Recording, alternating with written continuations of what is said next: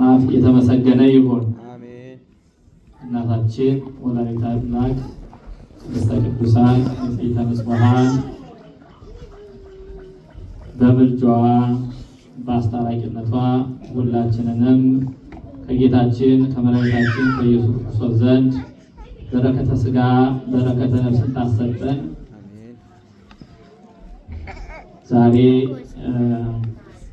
የምንማርበት የትምህርታችን ርዕስ በዮሐንስ ወንጌል ምዕራፍ 2 ቁጥር 12 ላይ ያለው የዛሬው ሰንበት ምኩራብ የተባለው ነው።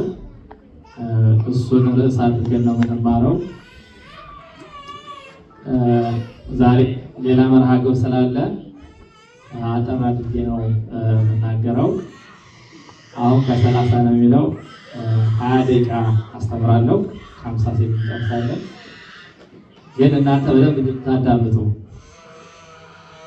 እንድታዳምጡ ከሁሉ አስቀድሞ ሃይማኖትን መመስከር ስለሚገባ ሃይማኖታችንን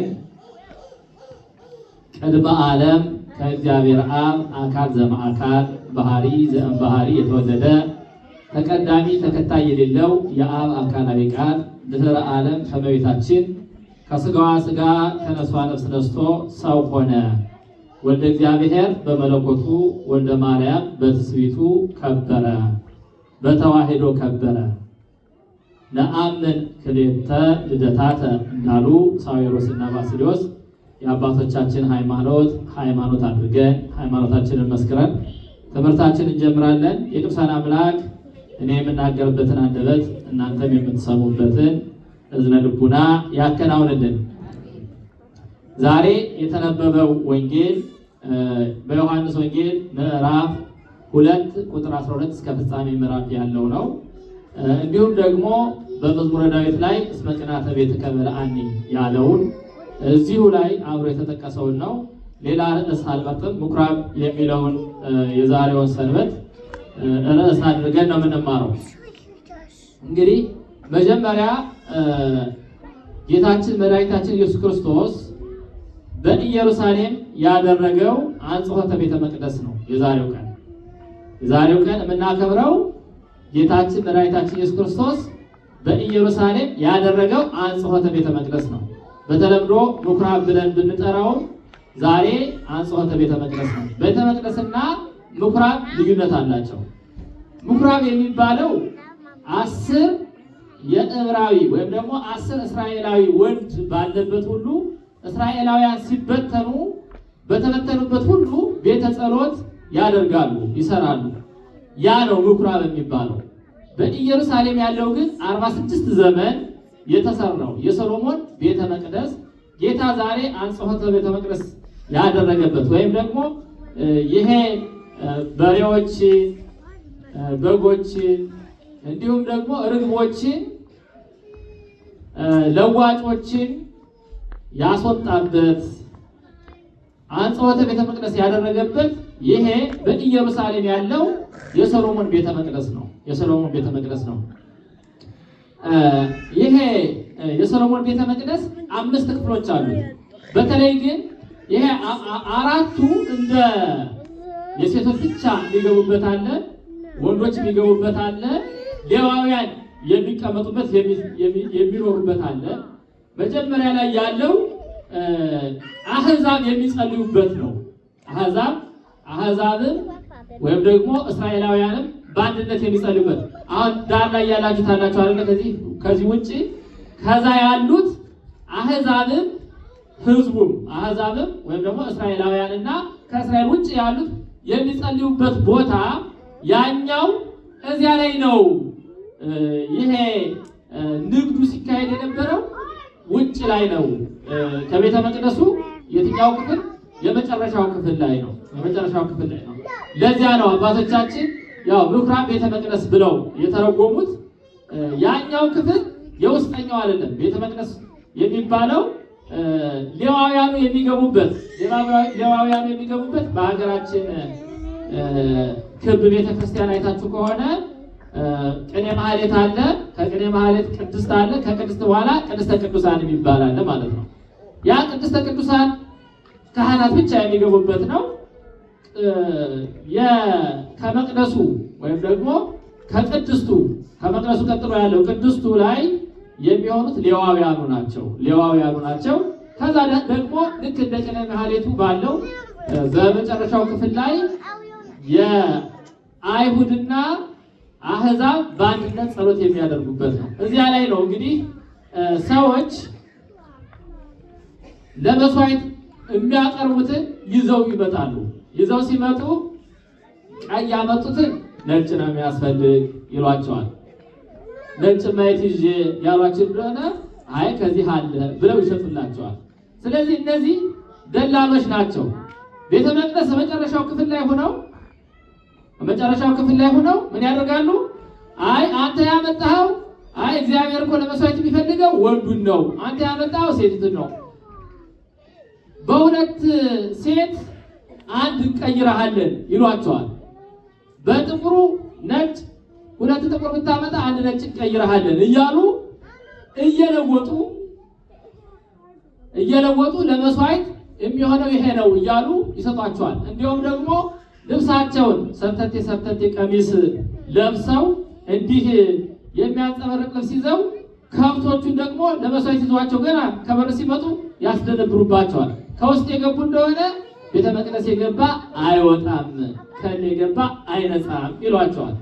እንደዚህ እያደረጉ እያወናበሉ ሰውን ሁሉ አስቸግረውት ይኖሩ ነበረ እና ጌታችን መድኃኒታችን ኢየሱስ ክርስቶስ ገብቶ ዛሬ ቤተ መቅደሱን ያነጻበት ነው። እንግዲህ ታሪኩን በደንብ ስለምታውቁት ጌታ ቤተ መቅደስን ያነጻበት ቀን ነው ሲባል ካህናቱን ይመለከታል፣ እናንተን ይመለከታል፣ ሁላችንም ይመለከታል። ሁላችንም ያለ ነው ቤተ መቅደስ ስለሆነ ማለት ነው። ትምህርቱ የሚመለከተው እኛን ነው፣ ሁላችንም ነው የሚመለከተው። የዛሬው ትምህርት ከበድ ያለ ነው በእውነት። እኔ ወደዛ አልገባም። ለምን እንዲህ አለ ትሉኛላችሁ እንጂ አትማሩበትም። ስለዚህ ትምህርቱን ብቻ አስተምሬ እጨርሳለሁ። የሰማችሁ ነው? አዎ በእውነት በጣም የሚያሳዝን ነው። ጌታችን መድኃኒታችን ኢየሱስ ክርስቶስ አሁን በመዋዕለ ሥጋዌ ተገልጾ አሁን ብቻ አይደለም ቤተ መቅደስን ያነጻው። መጀመሪያ ጌታ ማጽዳት የጀመረው ከገነት ነው አይደለ? ጌታ መጀመሪያ ማጽዳት የጀመረው የትን ነው? ገነትን ነው። አዳምና ሔዋን ዕፀ በለስን አትብሉ ተባሉና ዕፀ በለስን በበሉ ጊዜ ከገነት ምን አደረጋቸው? አስወጣቸው።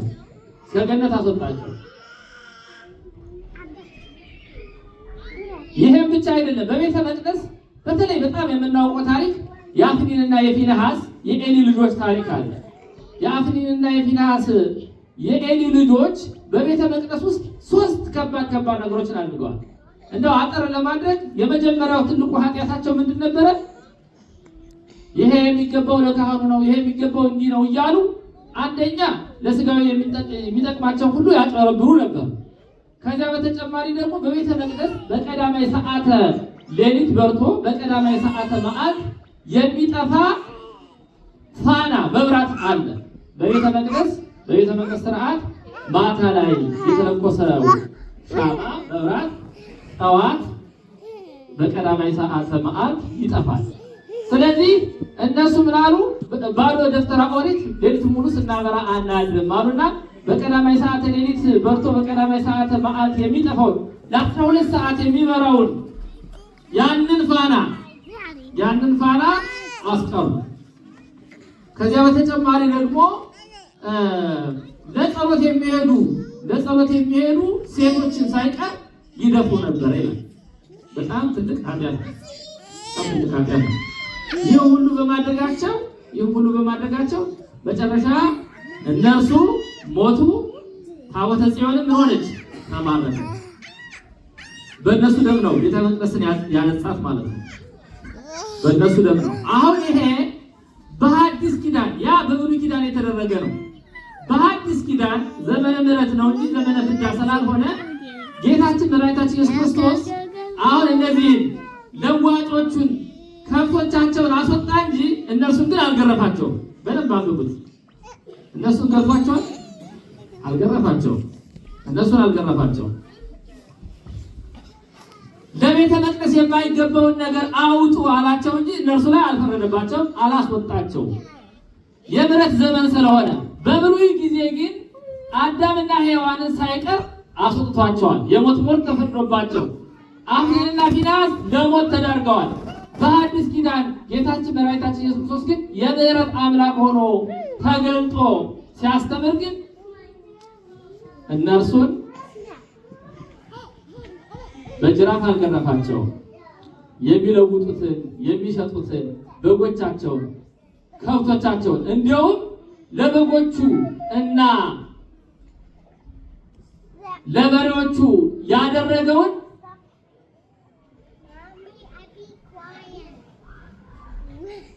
ለርግቦቹ ግን አላደረገውም። ከብቶቻቸውን እየገረፈ ሲያስወጣ ርግቦቹን ግን ይዛችሁ ውጡ ነው ያላቸው። ስለዚህ ጌታችን መድኃኒታችን ኢየሱስ ክርስቶስ አጽዋተ ቤተ መቅደስ በሚያደርግበት ጊዜ የምሕረት ዘመን ስለሆነ ተጠንቅቆ የሚለውጡትን የሚሸጡትን የሚሰማውን የበጎቹን ድምፅ የእንስሳቱን ድምፅ ከቤተ መቅደስ አስወጥቶ ቤተ መቅደስ የጸሎት ቤት ይባላል እንጂ ቤተ መቅደስ የእናንተ የወንበዴዎች ዋሻ አይደለም አላቸው። የወንበዴዎች ዋሻ አይደለም። አሁን ዛሬ ይሄ በእውነት ቤተክርስቲያናችን የንግድ ቦታ ጂሰስ ቢዝነስ ይላሉ። አፍሪካ በተለይ በጣም አንዱ ትልቁ የሚታወቁት አፍሪካውያን ጂሰስ ቢዝነስ ይላሉ። ኢየሱስ ክርስቶስን እንደ ቢዝነስ እንደ ገንዘብ የሚጠቀሙ ማለት ነው። እንደ ገንዘብ የሚጠቀሙ አይታችኋቸው ከሆነ ምን ያደርጋሉ? አሁን በተለይ ፕሮቴስታንቶቹ ምንድነው የሚያደርጉት? ሰውን አስተኝተው እግራችን መሬት አይነካም እያሉ በሰው ላይ ይረማመዳሉ። በሰው ላይ ይረማመዳሉ። አዎ በቃ በእኛም ቢሆን በእኛም ቤተክርስቲያን ቢሆን እናጠምቃለን የሚሉ ኃጢአትህን ተናዘዝ የሚሉ እንዲያውም አንዳንዱ ሰው ገንዘብ ሰጥቶ ኃጢአት የሚሰራለት የሚመስለው ሰው አለ። ገንዘብ ሰጥቶ ኃጢአት የሚሰራለት የሚመስለው ሰው አለ። አንዳንዶች እየዞሩ በየቦታው እየዞሩ ንስሐሽን ተናገሪ፣ ንስሐሽን ተናዘዥ እያሉ ገንዘብ እያስከፈሉ ኃጢአትሽን ተናዘዥ ትጸድቂያለሽ የሚሉ ብዙዎች አሉ። በእኛም ቤተክርስቲያን ውስጥ ማለት ነው። ብዙ ወንበዴ አለ በየቦታው ማለት ነው። አሁን እግዚአብሔር አምላካችን ከቤተ መቅደስ እንዲወጣ የፈለገው በእያንዳንዳችን ውስጥ ያለው ፍቅረ ነዋዩ፣ በእያንዳንዳችን ውስጥ ያለው ትዕቢት፣ በእያንዳንዳችን ውስጥ ያለው ተንኮል፣ በእያንዳንዳችን ውስጥ ያለው ሟርተኝነት፣ በእያንዳንዳችን ውስጥ ያለው ሸር፣ በእያንዳንዳችን ውስጥ ያለው ሁሉ ኃጢአት እርሱ እንዲወጣ እርሱን ከእኛ እንድናስወግድ እንጂ እግዚአብሔር አምላክ እኛ እንድንወጣ ፈቃዱ አይደለም። እኛ እንድንድን ነው ፈቃዱ። የእግዚአብሔር ፈቃድ እኛ እንድንድን ነው። ነገር ግን ከብርሃን ጋር ጨለማ አብሮ መኖር ስለማይቻለው ቤተ መቅደሱ ግን ሊነጻ ይገባዋል። ምክንያቱም ቤተ መቅደስ የተባለው ጌታችን መድኃኒታችን ኢየሱስ ክርስቶስ መልሶ ሲያስተምራቸው ይህን ቤተ መቅደስ አፍርሱትና በሶስተኛው ቀን እሰራለሁ አላቸው። ምክንያቱም በምስጢር እያንዳንዳችን የሕያው የእግዚአብሔር ቤተ መቅደስ መሆናችንን እንድናውቅ ነው። ሁላችንም እያንዳንዳችን የሕያው የእግዚአብሔር ቤተ መቅደስ መሆናችንን እንድናውቅ ነው። እሱ ያንን ይላቸው የነበረ ስለ ራሱ ቤተ መቅደስነት ነው። ምክንያቱም 46 ዓመት የተሰራውን ያንን ቤተ መቅደስ አፍርሱትና በሶስት ቀን እሰራዋለሁ ሲላቸው እነርሱ ይጨነቁ የነበረው ስለ ሕንፃው ነው። ነገር ግን እኔ ሙቼ በሶስተኛው ቀን እነሳለሁ ብሎ ስለ ራሱ ይነግራቸው ነበረ ይላል።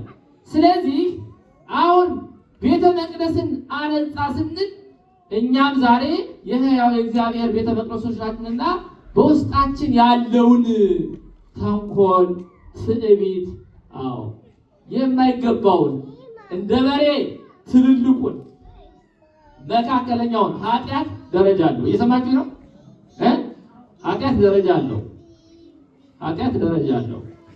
ሁሉ ኃጢአት ቢባልም አበሳ ሲባል ሰምታችኋል አይደለም? ጌጋይ ይባላል፣ እርኩሰት ይባላል። እርኩሰት ይባላል። አሁን ለምሳሌ ያ ከአባቱ ጋር ተጣልቶ ገንዘብ ይዞ የሄደ የበደለ አባቱን የበደለ ሰው ነበር አይደለም? አባቱን በድሎ የተመለሰ አለ። እንደ ሰዶምና እንደ ገሞራ ደግሞ ከተፈጥሮ ውጭ ሆነው ደግሞ እግዚአብሔርን የበደሉ አሉ። እነዚህስ ይሄ ደግሞ ምን ይባላል? ርኩሰት ነው የሚባለው። በደል አይደለም ይሄ። ከዚያ ምን ይባላል? ርኩሰት ይባላል። እንዲያው እየሰማችሁ ነው። አሁን የበላይ ሰብ ባለፈው ሳምንት ታምረ ማርያም ሲነበብ ሰምታችኋል።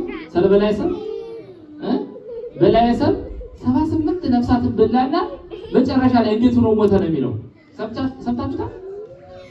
ሳይበላና ሳይጠጣ 21 ቀን ኑሮ እየጾመ ነው የሞተው።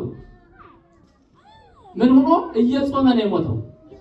አሁን ቀኖና ቤተክርስቲያን አሁን እኛ ቀኖናችን ብንጠብቅ አንዳንዱ ልክ እንደው የለም 7 ጊዜ ብትወቅስ ያው ጻድቅ 7 ጊዜ ወድቆ 7 ጊዜ ይነሳል የሚባል ነገር የለም። እሱ ለቀቢጸ ተስፋ እንዳንደርስ በህይወታችን ላይ እንድንጠነክር የሚመከር ነው እንጂ 7 ጊዜ ሁሉ እንድንዘሙት አይደለም። እንደዛ የሚባል የለም። እንኳንስ እንደዚህ አይነት ኃጢአት እነ ቅዱስ ዮሐንስ አፈወርቅ የድሃውን ገንዘብ የቀማን ሰው አውግዘው ለይተዋል። የድሃውን ገንዘብ ድሃውን የሚያስለቅስን ሰው አውግዘው ለይተዋል። ሃይማኖት ምግባር ያስወግዛል። ይህንን ማወቅ አለብን። አንድ ሰው 2 ጊዜ ሚስቱን ልጆቹን ትቶ ቢበድል ወደ ሌላ ሄዶ ዝሙት ቢፈጽም ለአንድ ጊዜ ተመክሮ ሁለተኛ ተመክሮ ሶስተኛው 7 ጊዜ ወድቀ 7 ጊዜ ተነሳና ይባላል። ምግባር ያስወግዛል። ይህንን ማወቅ ያስፈልጋል። አንዳንዱ ኃጢአት ደግሞ ጭራሽ ልክ እንደ በላይ ሰብ እስከ መጨረሻው ድረስ እየጾመ እየጸለየ ነው ያለፈው። ይሄ በገዳም ፍልሰት ይባላል። አሁን አንድ ልክ ርኩሰት ውስጥ የገባ ሰው ከዚያ ርኩሰት የማይመለስ ሆኖ እየደገመ የሚበድል ከሆነ ቢያንስ እንኳን በነፍሱ እንዳይጠፋ እየጾመ እየጸለየ በዚያው እንዲያልፍ ነው የሚመከረው ማለት ነው። ያ ምን ይባላል? ፍልሰት ይባላል እንጂ አሁንና ኮምፕሮማይዝ እያደረግን 7 ጊዜ ብትወጥ 7 ጊዜ ትነሳለህ እየተባለ ኃጢአትን መለማመድ አይገባም። ስለዚህ እግዚአብሔር ቤተ መቅደሱን የሚያጸዳበት ጊዜ አለ። አሁን ዛሬ ብዙ ርኩሰት አለ። ብዙ ርኩሰት አለ። ብዙ የሚያስቀይም የሚያስጠላ የሚገረፋ ብዙ በደል በሁላችን ላይ አለ። ግን እግዚአብሔር ቤተ መቅደስን ቢያነጻ አሁን ንጹህ ሆኖ የሚገኝ ሰው አንድም የለም እንጂ እኮ ከኛ ውስጥ አንድ ጻድቅ ቢኖር ኖሮ ቤተ መቅደስ ውስጥ ያለው ርኩሰት ሁሉን እግዚአብሔር ያጸዳው ነበር። ግን አሁን በንፍር ውሃ ዳግመኛ እንዳያጠፋ ቃል ኪዳን ገብቷል። አንዳችን ከአንዳችን አልተሻለም። ሁላችንም በምግባራችን ደክመናል ማለት ነው። ስለዚህ በውስጣችን ያለነው ቤተ መቅደስ ስንመጣ ጌታ የሚያጸዳውን አስበን ቀድመን ልንዘጋጅ ያስፈልገናል። ትዕቢታችንን፣ ሐሰቱን፣ ሟርቱን፣ ዝሙቱን፣ ትምክህቱን ሁሉ ከኛ ልናርቅ ያስፈልገናል። ይህም ሁሉ ከኛ አርቀን ተጸጽተን በድለናል፣ አቤቱ የቀደመ በደላችንን አታስብብን፣ ጌታ ሆይ ይቅር በለን ብለን በምህረት ወደ ቤቱ ልንገባ ያስፈልገናል ማለት ነው። እግዚአብሔር አምላክ በልቦናችን ያለውን ትዕቢቱን፣ ምቀኝነቱን፣ ሟርቱን፣ ኃጢአቱን ሁሉ አስወግዶ በንጽህና እንድንኖር የአምላካችን መልካም ፈቃዱ ይሆንልን።